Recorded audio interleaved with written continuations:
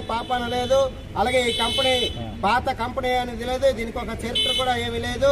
అటువంటి ప్రైవేట్ కంపెనీకి ఈరోజు 60 ఎకరాల భూమిని చాలా అతి తక్కువ ధరకి ఇవ్వడం అనేది చాలా దుర్మార్గమైనటువంటిది. ఇది సిపిఎం పార్టీగా మేము తీవ్రంగా ఖండిస్తా ఉన్నాం. ఈ రోజు ఐటీ నిరుద్యోగులు ఎక్కువ మంది ఉన్నారు.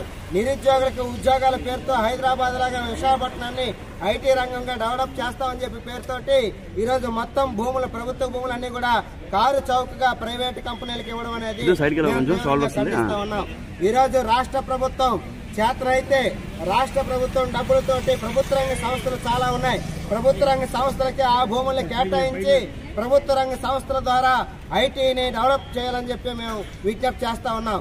ఈరోజు చూస్తే ఐటీ రంగంలో కూడా చాలా మందికి ఉద్యోగాలు ఉన్నప్పుడు తక్కువ ఉద్యోగాలు ఇస్తున్నారు.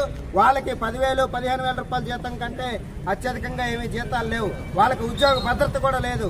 8 గంటల పని కాస్త 16 గంటలు పని చేయించుకున్నటువంటి పరిస్థితి. కాబట్టి మేము సిపిఎం పార్టీగా ఉపాధి కల్పన పేరుతో కేటాయించినటువంటి భూముల్ని వెనక్కి తీసుకోవాలని చెప్పి డిమాండ్ చేస్తా ఉన్నాం. లేకపోతే పెద్ద ఎత్తున కలెక్టర్ ఆఫీసును ముట్టడిస్తామని చెప్పి మేము ఈ రోజు ప్రభుత్వానికి హెచ్చరిక తెలియజేస్తా ఉన్నాం.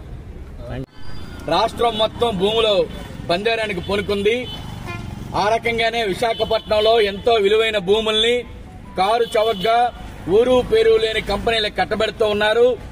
మనం చూస్తూ ఉంటే ఉపాధి కల్పిస్తాం, ఉద్యోగాలు ఇస్తాం అని చెప్పి కారు చౌకగా భీమిలి నియోజకవర్గం పరిధిలో ఉన్నటువంటి భూములన్నింటినీ కూడా కారు చౌకగా కార్పొరేట్ కంపెనీలకు కట్టబెడుతూ ఉన్నారు.